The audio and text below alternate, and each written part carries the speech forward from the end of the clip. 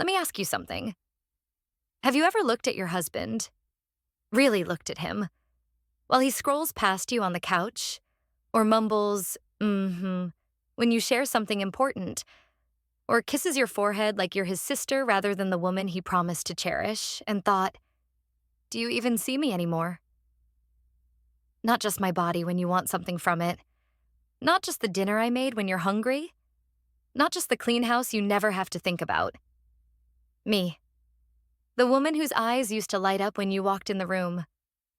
The one who used to feel your hands linger on her waist when you passed by. The one who truly believed you'd notice if she started disappearing. Here's the hard truth no one tells you when you say, I do. Marriages don't usually end in screaming matches or dramatic affairs. They end in silence. In the space between good morning and what's for dinner. In the way his eyes glaze over when you talk about your dreams. In the 437th night, you go to bed alone while he stays up scrolling. And the most dangerous part? You might not even realize it's happening until one day you wake up and realize you've already taught yourself how to live without him. That's why today's video is so important, because we're not talking about obvious marriage killers like cheating or abuse.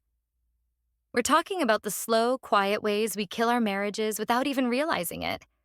With neglect, with distraction, with the 1,000 tiny abandonments that add up to one heartbreaking truth. You're not losing your marriage, you're letting it go. But here's the good news. It's not too late to wake up.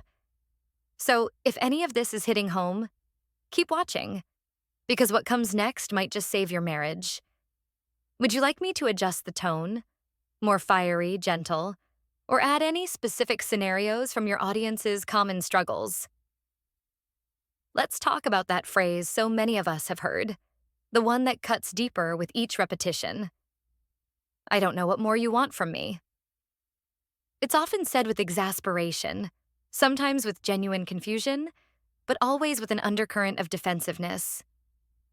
And yet, when you really look at the reality of the relationship, the irony is almost painful. He claims not to know what you need, but when was the last time he touched you without it leading to sex? Not just a quick pat on the back or an absent-minded squeeze, but real, intentional affection. The kind that says, I see you. I love you. Not just, I want you. Or consider how often he asks about your day. Not as a formality while scrolling through his phone. Not as a perfunctory question he forgets to listen to the answer to. But with actual curiosity. With the desire to know how you're really doing. And then there's the mental load, the invisible weight of keeping your shared life running. Does he notice the way you juggle the grocery lists, the doctor's appointments, the birthday gifts for his family, the unspoken emotional labor that keeps the household from crumbling? Or does he just assume it all happens magically, without effort, without thought? Here's the uncomfortable truth. If he truly doesn't know what you want, it's not because you haven't told him, it's because he hasn't been listening. Love isn't a riddle to solve or a test to pass. It's a language to learn, one that requires attention, effort, and the humility to admit you might have been missing the point all along. It's not your job to hand him a checklist or a script. It's his job to care enough to learn you, to study the way your voice tightens when you're stressed but won't say it, to notice the way you light up when he does the dishes without being asked, to remember that sometimes what you need most isn't a grand gesture, but the quiet reassurance that he sees you, really sees you, and chooses you anyway. Because love isn't about knowing the right words. It's about showing up day after day and being willing to try. There was a time when you couldn't imagine running out of things to say to each other. Late-night conversations would stretch into the early hours, full of dreams and inside jokes and the kind of easy intimacy that made you feel truly known. But somewhere along the way, maybe after the kids came, or the promotions piled up, or the years just kept passing, the silence started creeping in. Now, when he comes home, it's with the same distracted energy as someone checking off a chore. A quick peck on the head. The kind you'd give a dog before leaving the house. Maybe a mumbled, "How was your day?" as he walks straight past you to change clothes, check emails, lose himself in the glow of a screen. The garage becomes his sanctuary, the gym his escape, the couch his island. Anywhere but here.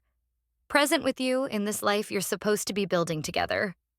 And so you start doing the math. If you didn't text him first, how long would it take for him to reach out? If you stopped planning date nights, would he ever notice they were gone? If you stopped initiating sex, would months slip by without touch? The questions themselves are heartbreaking, but what's worse is that you already know the answers. Because here's what he doesn't understand. Every time he chooses the TV over conversation, the gym over dinner together, his phone over your eyes meeting across the table, he's not just neglecting you in that moment, he's training you to stop expecting him, to stop missing him, to realize slowly and then all at once that the loneliness you feel beside him is worse than the loneliness you'd feel without him. One day, you'll catch yourself not saving him the last slice of dessert, not bothering to tell him that funny story from your day, not crying when he forgets your anniversary because honestly, you expected nothing less. And that's when you'll realize the cruelest truth of all. The slow fade of emotional absence doesn't just kill love, it kills the very desire to be loved by him at all. There's a dangerous lie that gets passed down from generation to generation. The idea that a man's love can be measured by the size of his paycheck. That working late, chasing promotions, and grinding himself into exhaustion are the ultimate expressions of devotion. And yes, providing financial stability matters. The mortgage needs paying, the kids need shoes, the refrigerator won't fill itself. But somewhere along the way, we've confused the means of survival with the meaning of love. A paycheck can buy a house, but it can't build a home. It can fund a vacation, but it can't manufacture the kind of relaxed laughter that comes from truly enjoying each other's company.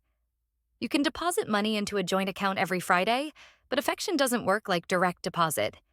It requires showing up day after day in the messy, unglamorous moments when you're tired and stressed and don't feel like trying. When a man says, "I'm doing all this for us," I want to ask, who is this us you're sacrificing for?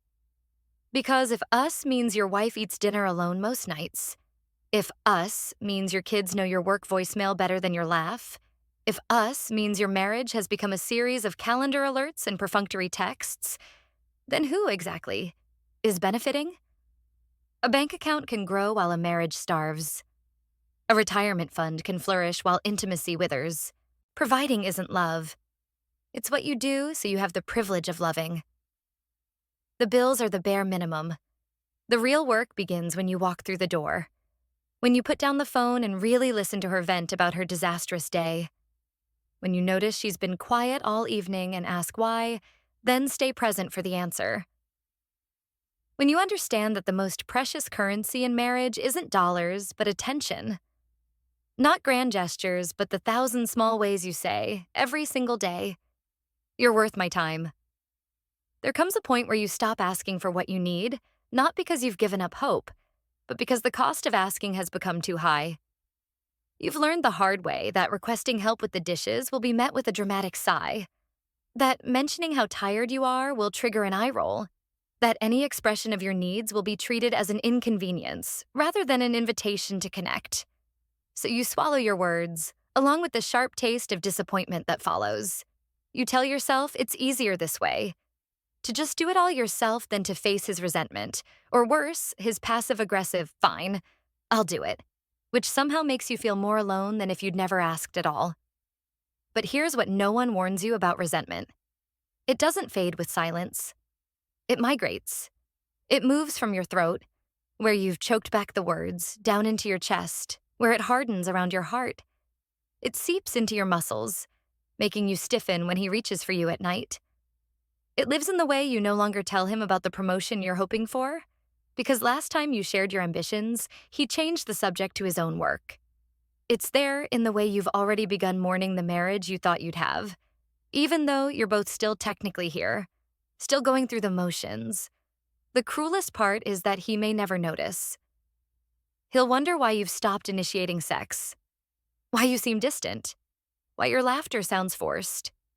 He won't connect it to the 1,000 times he made you feel like a burden for wanting the bare minimum, for wanting a partner who participates in his own life.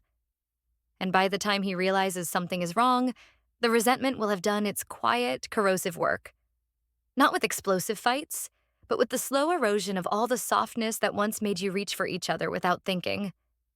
You'll look at the man you love and feel nothing but a dull ache where hope used to be, and the terrible realization that some silences can't be undone. Love isn't a title you earn once and get to keep forever. It's a choice you make every single day. That ring on your finger isn't a magic charm that sustains connection. It's just a symbol, and symbols only have meaning when we pour our actions into them. Too many people treat love like a permanent state of being, something that exists simply because they once stood at an altar and said the words. But love isn't a noun, it's a verb. It's not about what you feel, but what you do with those feelings. Real love shows up in the when a woman finally breaks down and asks for help, she's not just requesting assistance with chores. She's pleading for her partner to truly share the mental burden of running a household and a family. She's asking him to notice when the toilet paper is running low without being told, to remember his mother's birthday without prompting, to think ahead about what the kids will need for school next week. Because right now, she carries all those thoughts alone, and it's slowly draining the joy from your relationship. This isn't about keeping score or playing the victim. It's about the fundamental imbalance that occurs when one person is always the manager of your shared life, while the other waits to be assigned tasks. Real partnership means both people being equally invested in the details, not because they were nagged into participation, but because they genuinely care about creating a life together where neither person feels overwhelmed or alone. The strongest marriages aren't those where duties are perfectly split, but where both partners are equally attentive to the needs of their shared world. That's the kind of relationship where love doesn't just survive, but thrives. The slow unraveling of a marriage happens almost imperceptibly. In the forgotten anniversaries that stopped mattering, in the conversations that became transactions, in the touches that lost their tenderness. But just as neglect happens gradually, so too can renewal.